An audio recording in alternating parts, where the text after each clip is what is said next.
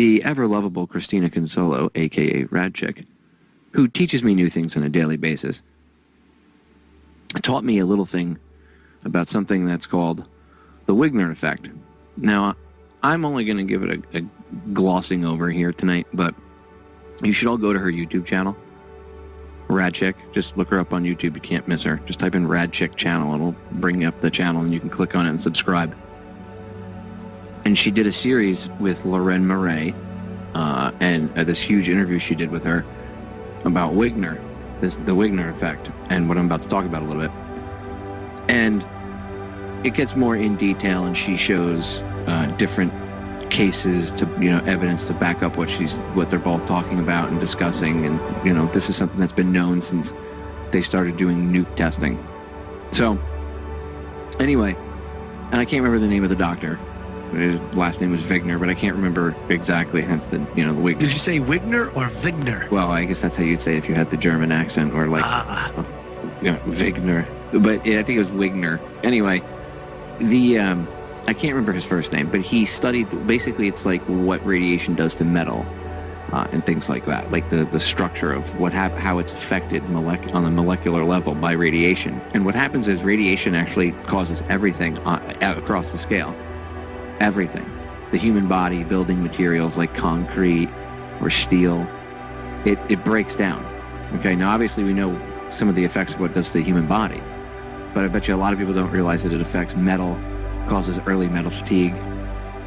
It can affect concrete, other building materials. So she told me about this, and at first I was like, come on, because you could have planes falling out of the sky. You could have Ferris wheels breaking. You could have like construction sites collapsing and things like that. And that's what she was telling me. And I was like, well... Is it that dramatic? Well, yes. Because what it'll do is it'll weaken the metal. And then the metal just, once it reaches its fatigue point, boom, it just snaps. And then there's some catastrophic failure. Whoa. So she was telling me all this stuff. And I was like... And she said, look, there's accidents. And she showed me evidence. Not that I didn't believe her, but I was just like, okay. But as soon as Christina opened my eyes to it, all of a sudden, like, I started noticing that there's accidents at amusement parks where stuff is just snapping. In France, there was one of these bungee things, right? With those thick-ass cables where you're in that round little cage, and they take you up and they slingshot you back and forth in the thing. Well, one of those steel cables snapped. Dude, what a ride, huh? Right? Well, it looked crazy. And a lot of this stuff is starting to happen, so I'm paying attention. There's Ferris wheels breaking.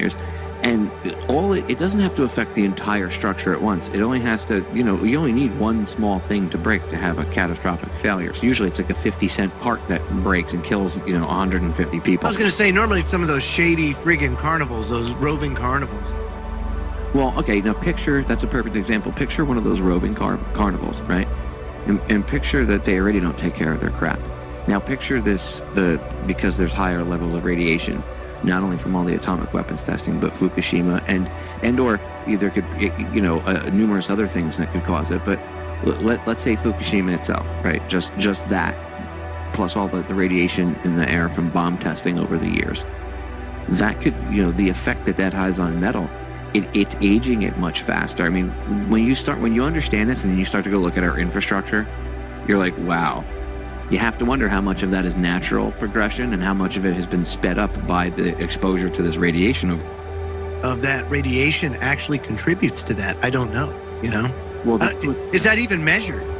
That's what this Wigner effect is really like. And Christina is the one that's brought it to the forefront. Like, because this studying was done by them on the effects that nuke or radiation had on building materials and stuff back in like the 50s during the time of the nuke testing, heyday. They know this. They've known this for like 50 or 60 years.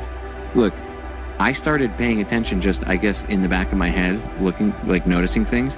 And just since she told me about it, I've noticed plane crashes, helicopter crashes. I mean, dude, Coast Guard choppers going down, Marine Corps Ospreys, which, okay, they crash because they're known to kill Marines, but still. Yeah, I was going to say, yeah. Yeah, I know.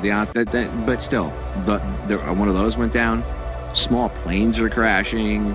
Big planes are crashing. There was a stunt plane the other day that was doing a stunt, and the tail ripped off, and the guy in the middle of the guy doing the stunt, and it crashed, and he was killed. Wow.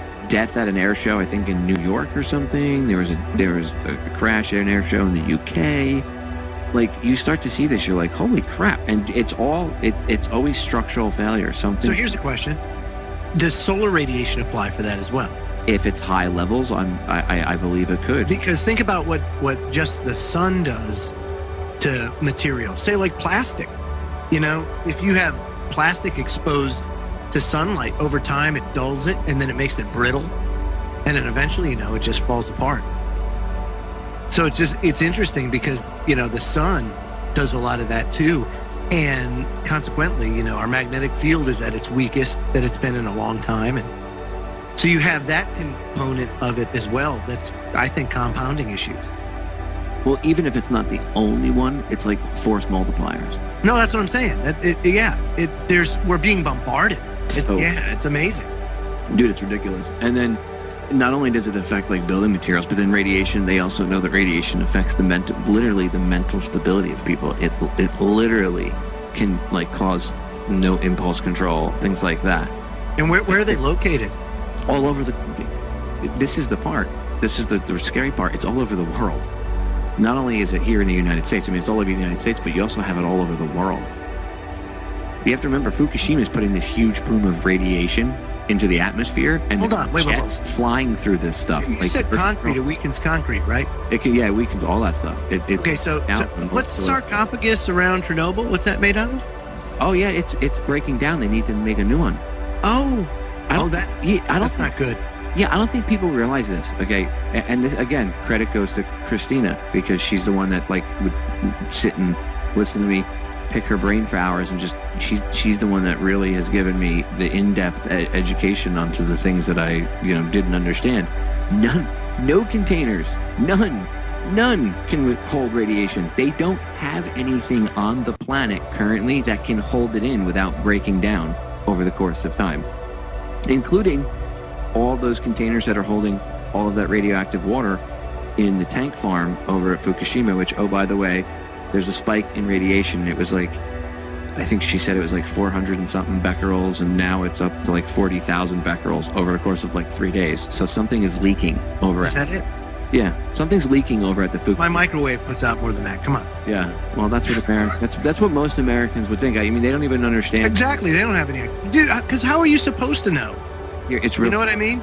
It's well, you have to do the research, but it's real simple. Just look at what's going on the West Coast. And by the way, if they wanted to know what was going on the West Coast, again, to quote Christina, test the effing plankton, unquote. Okay? If you test the plankton, they've known since the 50s. Another thing that they did research on, and I talked about this on the show, where they've known that it bioaccumulates in plankton like 1,000 times what it normally does in other things. And what eats plankton? A lot of the sea life. So what happens if they're eating irradiated... Like radiated plankton? Well, then like tuna have their eyeballs falling out. Oh, but what do you see happening to whales and sea life? Oh, their eyeballs are falling out. Oh, so what did Christina say? Oh, that's right. She said specifically, quote, this is to quote Rad Chick herself, quote, their eyeballs will fall out, unquote. Well, dude, seriously.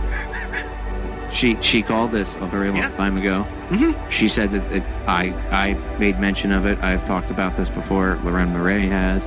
All these different people have, Kevin Blanche, all these different activists have come out, and all the other Fukushima activists who I haven't named, Ms. Milky, everybody. It's an extinction level event. Yeah, but nobody wants to talk about that. No, it scares the shit. It's slowly killing the planet. That's what it is. You know.